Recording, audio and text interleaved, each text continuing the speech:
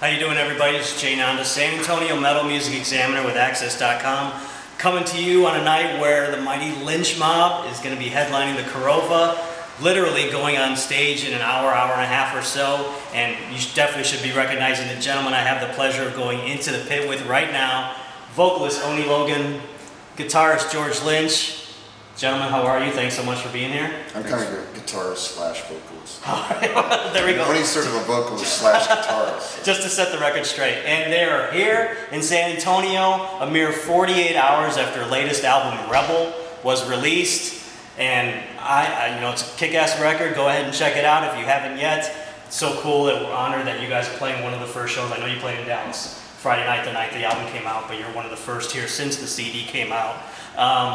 Just from my standpoint, I was pleasantly surprised just the fact that you released this record fresh off the heels of Sun Red Sun last year, which is, God, are you guys hearkening back to the days where metal bands released albums every year? Because we don't see that anymore. It's great that you've released 2 albums in consecutive years. Just, can you talk about the making of it, the line of thinking? Was it just a coincidence?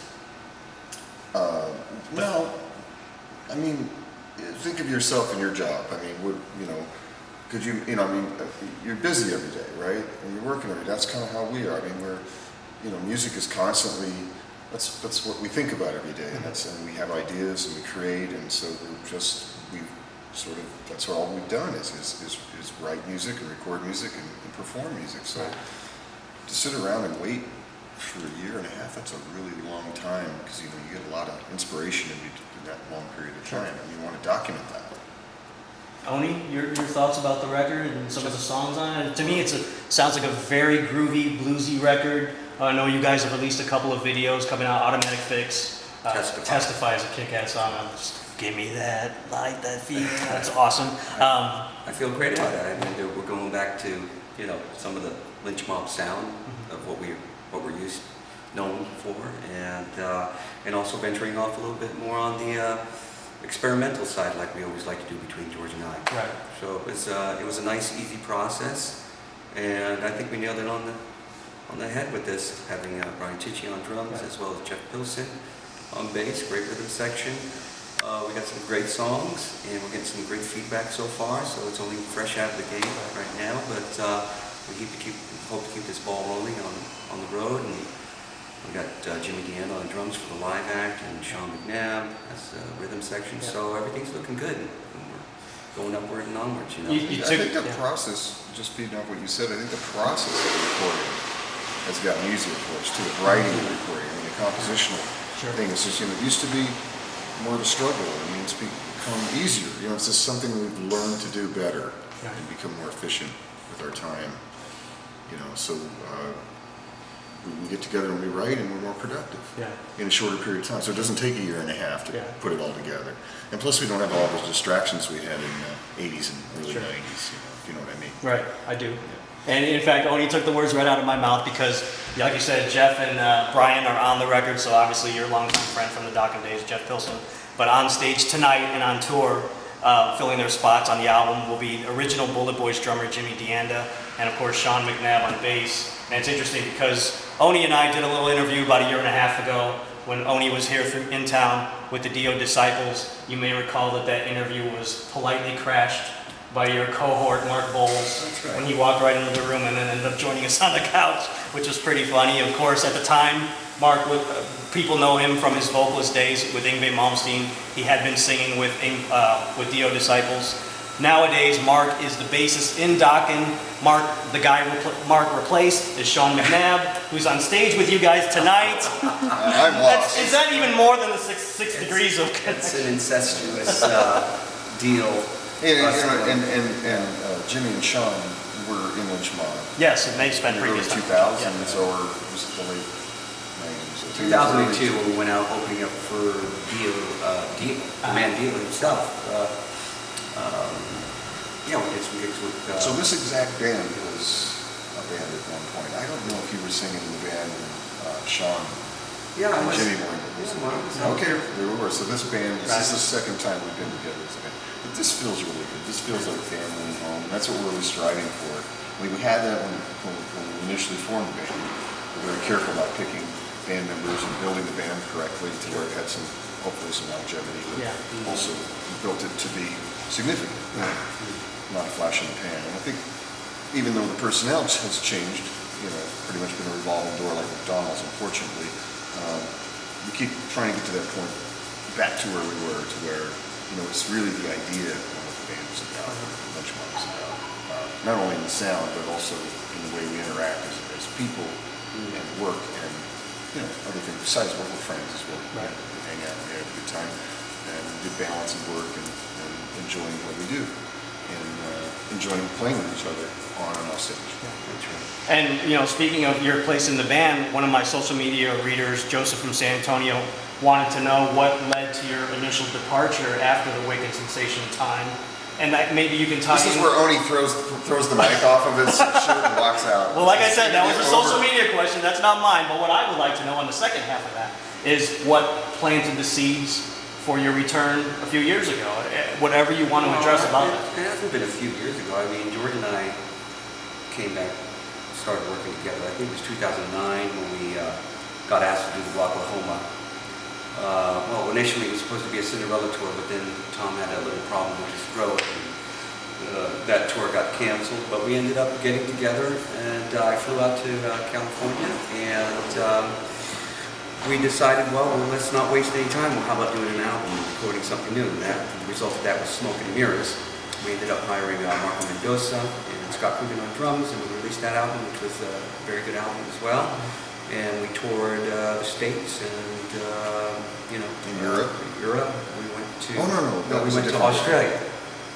We went to Australia. Nice. It's just like Europe, right? Yeah, It's close to down Europe. under. The other stuff, the other. Very Europe and Turkey. Yeah. So, so it hasn't been just a couple of years, so it's been since 2009. Yeah, so I mean, what led to my departure, shit happens, people, stuff gets in the way, but we're back, it's all good. Yeah, I mean, the past means really virtually nothing, it really doesn't. I mean, I see other bands and they sort of dwell on the past. I mean, it's like, and you hold that baggage and it just, what good does it do? Right. So as long as right now, at this moment in time, today, we're enjoying ourselves and doing good work and making people happy with good music, I mean, we don't know what's going to happen tomorrow. Sure. Exactly. We have no control over that. Well, in the addition of the excitement of a brand new album that's 2 days old, of course, it's 25 years of the first Lynch Mob record. You're a fan when you still have it on cassette. Know every word of every song of this amazing record, Wicked Sensation. I guess I could ask you generically what comes to mind when you see this. But first I want to say that George, about 5 years ago, you did an interview with an interviewer who said that you were his first face-to-face brush with a rock star. And it was while on tour for this album in a hotel parking garage in Champaign, Illinois. And you walked by wearing a leather jacket with this album cover on the back of your jacket. And during that interview, you spoke about trying to deal with fame and how sometimes you may have struggled with fans coming up to you or saying, "Hey, George, you rock," or whatever was going on. He still does. Well, that's what I'm getting at, because in case you haven't figured out by now, I was that interviewer. And we did a phone interview when I asked you that. So now that it's been 5 years since I originally asked you that, I'm wondering now, do you encounter any misconceptions among the public or press as far as how you are openly with fans? Are you still having a hard time dealing with fame? Do you deal with that as much nowadays? I wouldn't call it a thing. I just call it, that's a limited amount of notoriety in some circles, and that's fine. That's probably pretty healthy. And as far as dealing with it, I'm very appreciative that people enjoy our music and buy our music and come to our shows, because we're able to do this for a living. It allows us to continue to do this. So it perpetuates what we do, and I appreciate that. On the practical side, there are moments, when people, I struggle, as a human being, in having to deal with my responsibilities as a musician, and this is my job. And people sort of just get in your face, and we call them zombies. And they just keep coming back at you, and they don't give up, and they need personal attention, and there's lots of them. And we need to do things, there's things we need to do out here on a musical level, meaning we need to usually drive, maybe 4, 5, 6 hours a day, and then we have to make sure that we can eat, and we can shower, and we can do our laundry, we can check into hotels, and we can do our interviews like we're doing right now. and make sure our gear is all working. Like yesterday, we had to stop and find a repair person to repair a piece of equipment. That took an hour and a half out of our day. And our hours in our day is very limited, you know. And then we have to go on and do a rock show, and we have to be prepared for that and make sure that we got, you know, we're doing everything that we need to do. We've got interviews during the day with phoners and business and family, you know, all this kind of stuff, and travel and so forth. And sometimes people don't give you that space that you need, and sometimes that becomes irritating because that's just a respect issue. It's like if I came to your work and tried to monopolize your time. So there is a time and a place for that interaction with our fans, which we really enjoy, and that is after our show. We come out every single night for at least a good hour, and we shake hands and take pictures and sign everything you got and spend quality time with our fans after every show, unless we're sick or something, or we just can't do it. You know, 90% of the time we're out there, and that's when we do that. And we're, you know, during the course of the day, we run into people here and there, of course, but that can get irritating. I'm just saying that because I had an experience today that kind of, you know, I was just sort of like a little stressed out. That did happen today. So. I wanted to ask you briefly about some of the other projects you've got going on that you might want to let fans know. Of course, the KX7. Let's really confuse everybody. Well, to make people aware, just whatever you want to say about it. KX7 project with Doug Pinnick and Ray Luzier from Korn. You've got the Sweet Lynch project with Michael Sweet, who was playing at this exact venue that you're going to be playing at 16 days ago. He played acoustically and actually opened his set with Dying Rose, which is really cool. And of course, the TNN project you did, remaking some of the Dokken songs with your friends Mick and Jeff. Is there anything in particular that you want people to know who may not have even known? I was going to get to that too, but yeah, the indigenous project and documentary George is doing about Native Americans called Shadow Train, and the Shadow Nation documentary. So much going on. Your choice, what you want to say about it, let people know about it. Any of those things. Well, you know, I don't know. I mean, I kind of follow the projects if they grow legs, and I'll pursue them. And sometimes they're neat little just bursts of energy that occur and then dissipate, and you know, you let it go.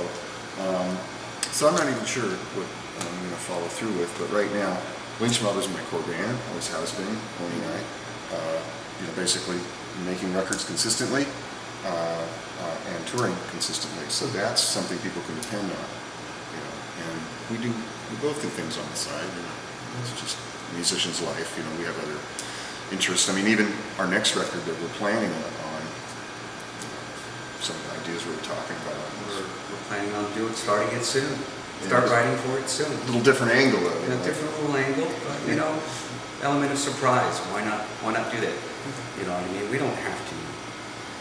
I don't think we have to stick to any certain plan or any certain sound. I mean, we're just musicians and we want to express ourselves, and hopefully as we grow as musicians and do other projects like George does or what have you, that we can bring something different. We've learned something and we come back together and we bring a different element to it and give the Lynch Mob people and fans and whoever else wants to be interested in something, an element of surprise. Yeah, there's no way it's not going to sound like Lynch Mob, no matter what. Yeah, it's always going to sound like Lynch Mob. I could fart and he could whistle and it's still going to be Lynch Mob. Just with a little guitar sound. Actually, his frequency and my frequency. If we did a record and I farted and you whistled, dude, seriously, we would save so much money. And we'd probably be our biggest hit. Watch. And then we'd have to do that every night on stage. Every night. Play the fart whistle song. Play the fart whistle eat more beans. Let it be known they came up with that idea here during this interview. That's outstanding. So there you go. Oni, I've always wondered, how do you like putting your own spin on Dokken material live? I enjoy it, you know. Probably in the past when we initially came out as the Lynch Mob, I really wanted to, you know, concentrate on the Lynch Mob, and I think George probably attests to this, that I wanted to build the core of the Lynch Mob, and so it was something, a different identity from Dokken from his past. But I acknowledge that he has a fan base from that time period, and I happen to have grown up with that music too as well. You know what I mean? The man gave me the platform to do what I do, and I respect and I honor the fans out there that want to hear the song. So for me, it's a joy to do it because I see their sparkling eyes and they get all bright-eyed and, you know, maybe a tear will fall or something when we're singing one of their songs, Dokken songs. And so for me, it's not a problem. I enjoy it, and I think they're kind of fun to sing these days. Where else are you going to hear it get sang properly? Don't do it, George. That isn't Don't do it. I'm not going to go there. Okay. You don't just do it justice, you do it in a way that reinterprets the song in a way that I think is more enjoyable to listen to, quite honestly. Because my frustration in Dokken has always been, it was just a little too white for me, you know what I'm saying? And that's why I wanted to form Lynch Mob. Because I wanted that sound. It was a little gutsier and greasier and bluesier. You want some brownness. Yeah. And so now when you hear that stuff with Oni singing, it's like, okay, it's got a little stank on it. It's all good. They're great songs. George, whatever happened to the skull? I don't even know if that was a Mr. Scary guitar, but the skull guitar. Hanging up in the hard rock. Did you have to? I've wondered if you ever had to retire that once Freddy Krueger whisked you away in the Dream Warriors video. No, it really wasn't much of a guitar playing wise. It didn't sound great. It wasn't easy to play. I would force myself to play like one song just because it looked cool. So it got to the point where once I had another one built that was it sounded great, was playable. I figured it served a better purpose to have that one hanging up, you know, on display for people to see as a historically cool guitar, you know, whatever. And that's where it is. It's in the hard rock somewhere. They shipped it. It was in Hollywood, now it's in the Caribbean somewhere. Final question before we let these guys go to play at the Corova tonight. Wanted to get, of course, like I mentioned, I interviewed Oni about a year and a half ago when he was with Dio Disciples. Wanted to get, I know you were very close to Ronnie, you are to Wendy. I wanted to get your take, your memories of back in 1985, the Hearing Aid Project, which for those of you who were born after 1985 may not know that Ronnie James Dio orchestrated an event with so many rock stars, including George, so many great guitarists, Yngwie, just everybody was on there, it seemed like, back in '85 to raise famine for, I think, Ethiopia. Someplace. Raise famine, raise money. Raise money for, there you go. So, thank you for clarifying. But they knew what you meant. Yes, thank you. Your memories of that time, that recording session, just the whole experience? Yeah, it was, everybody was afraid of Yngwie. That's what I remember. Everybody was lined up, we were all lined up like it was a cattle call thing. And we all had a number, we were holding our number in our lap, and we were looking down the line to see who was next. And Yngwie was the guy we were all trying to meet. He was new on the block, and he was just scary. We were like, oh boy. So I noticed that when everybody went in, everybody tried to play like Yngwie. Everybody tried to play faster than they usually play. Maybe throw a little harmonic minor isms in there and all this kind of stuff. So he pretty much was the man of the hour that day. But it was exciting. I love that. I love that competitive kind of thing. Yeah. It was fun. It wouldn't be an interview with George without asking about a so-called Dokken reunion. And I'm only doing that from a journalistic aspect because I would normally not do that out of respect for Oni, but it's also a question from a fan standpoint that fans would want to hear. Is that something that needs to be put to rest for good, or is there any possibility that ever happens? You know, there's always a discussion. You know, usually every year it gets brought up by one faction or another, and it never goes anywhere. So until, you know, we've been crying wolf so many times at this point, it's just silly to be talking about unless it actually happens. There's a lot of obstacles in that. Sure. Well, there you go. And in the meantime, you've got tremendous Lynch Mob music, 25 years worth to listen, and of course all the Dokken music in the past. We're going to let these guys go. They've got a very important show to play tonight. We're going to go rock out at the Corova. Thank you so much, Mr. George Lynch. What an absolute pleasure. Oni, it's always great to see you. Likewise. Thank you very much. You know you're getting old when I start calling you Mr. Out of respect, purely. So, how about just Georgie Porgy? That'd be fun. There you go. So for George Lynch and Oni Logan, Jane on to San Antonio, Metal Music Examiner for Access.com, reminding you, don't hang them out to dry. Hold them up high.